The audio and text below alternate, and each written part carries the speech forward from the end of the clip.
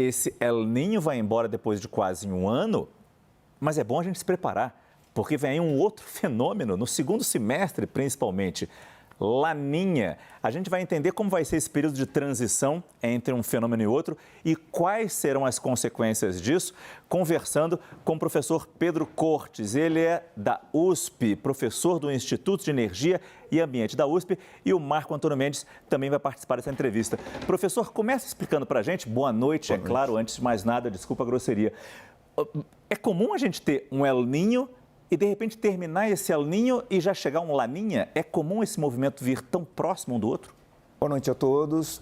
Não é tão comum, né? Nós vamos ter um intervalo muito curto entre o final do El Niño e início do Laninha, mas isso eventualmente acontece. Vai ser um intervalo de poucos meses, talvez 2, 3 meses no máximo, e aí a gente já entra com o Laninha, que é o fenômeno oposto ao El Niño. O El Niño é o aquecimento das águas do Oceano Pacífico, uma mudança no regime dos ventos equatoriais e subequatoriais, e o Laninha é o inverso disso, né? Enquanto o El Niño ele provoca secas no norte e nordeste, como nós tivemos na Amazônia, né, uma seca muito severa, e chuvas no sul, tivemos chuvas muito intensas, o Laninha é o oposto, ele vem com chuvas no norte e nordeste e seca no sul e diminuição de temperatura. O que tem acontecido é que as mudanças climáticas têm intensificado o efeito desses dois fenômenos. E esse gráfico mostra isso, né, Marquinhos? As barrinhas vermelhas, o El Niño, e as azuis subindo, Laninha. E veja que a gente está entrando num período de neutralidade, né, professor? Explica um pouco para a gente o que acontece nesse período agora. Então, o El Niño, ele termina agora, provavelmente já em abril, com o início dessa fase de transição, que a gente não tem nem o El Niño nem o Laninha, mas é uma fase de transição muito curta.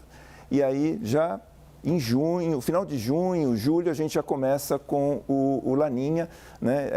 Esses números indicam a probabilidade desses dois fenômenos acontecerem. Então, por enquanto, a probabilidade que era alta, né, do El Niño, ela cai substancialmente, entra esse 83%, 65% de uma fase neutra, muito rápida, e aí o Laninha já entra com força. O professor trouxe hoje uma série de gráficos para ajudar a gente a entender a situação que a gente vive neste momento.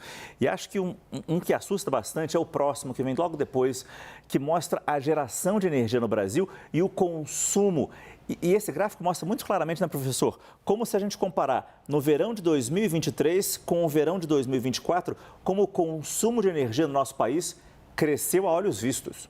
Exatamente. Nós tivemos um pico de consumo em janeiro do ano passado e, a partir dele, traçando essa reta vermelha, a gente verifica que, a partir da primavera do ano passado, já o verão deste ano, o consumo tem se mantido acima do que foi o máximo verificado em janeiro do ano passado. Por que isso está acontecendo? Por conta das ondas de calor, maior uso de condicionadores de ar, ventilador, circuladores de ar. Então, isso tem elevado muito o consumo, fazendo com que ele bata recordes. Mas aí um alento, né? A nossa capacidade de geração consegue atender isso. As linhas de transmissão também. O grande problema está na parte final, se as distribuidoras locais elas têm condições de atender essa demanda. A gente até viu numa reportagem um pouco antes apresentada os problemas que têm acontecido aqui em São Paulo. Sim. E, infelizmente, isso pode voltar a acontecer não só em São Paulo, mas em outras cidades, porque algumas operadoras, né, distribuidoras locais, não têm uma estrutura totalmente adaptada a esse aumento repentino de consumo. Professor, agora a gente está entrando num período de seca, né? Menos chuva com o outono, mas a gente tem também a influência do Laninha, que tem como característica também um período de estiagem maior, principalmente no centro-sul do país. Existe uma preocupação com o abastecimento de água, com os reservatórios, o nível dos reservatórios, de repente até uma estiagem tão escassa quanto a gente teve na última edição do Laninha também? Existe essa possibilidade, a próxima arte mostra o que tem acontecido, por exemplo, com Furnas. Essa vazão afluente é um termo técnico para aquela quantidade de água que a natureza fornece aos reservatórios. E em janeiro do ano passado, nós estávamos aqui com quase 4 mil metros cúbicos por segundo, né? Um volume bastante expressivo. E isso cai para 667 em janeiro desse ano. O gráfico ele mostra que a quantidade de água que está chegando, por exemplo, um reservatório como Furnas, e essa é uma realidade que se repete em outros reservatórios de usinas hidrelétricas, vem diminuindo. Mostra muito claramente isso. O Operador Nacional do Sistema, que organiza a produção e distribuição, ele já havia sinalizado esse problema no final do ano passado e agora esse alerta foi redobrado porque existe, infelizmente, essa possibilidade de nós entrarmos numa situação parecida com aquela verificada na estiagem anterior, que estava ocorrendo sob Laninha também. Mas qual é a situação hoje dos reservatórios? É preocupante? Olha, Lembra da crise que a gente viveu há alguns anos? em termos numéricos, eles estão, em geral, em torno de 65%, 70% o volume. Muito acima daquela crise. Sim, mas isso pode parecer um número adequado, mas é Confortável. importante lembrar que nós acabamos de sair de um verão potencialmente chuvoso, então eles deveriam estar com um nível acima de 80%.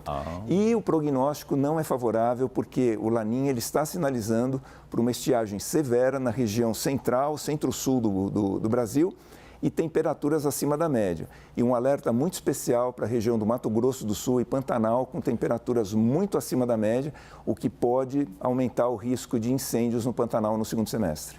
Há uma preocupação também com a questão da agricultura pelo Brasil também, já que essa estiagem vem forte? Sim, os produtores eles têm relatado quebra de produção, existe uma expectativa, infelizmente, de quebra de produção de soja em vários estados, à exceção do Rio Grande do Sul. Já reclamaram com o governo a respeito disso e o governo parece que até sinalizou com uma linha especial de crédito para compensar essa quebra atribuída, segundo os produtores, a fatores climáticos. Esse é o professor Pedro Cortes, que nos ajudou a entender a situação, eu não vou dizer preocupante, mas que merece a nossa atenção neste momento em vários setores aqui e os gráficos explicaram muito bem. Agradeço também Marco Antônio Mendes, que nos ajudou com a previsão do tempo, já dizendo o que vai trazer, o que o outono nos reserva daqui para frente. Obrigado a vocês dois. Eu que agradeço.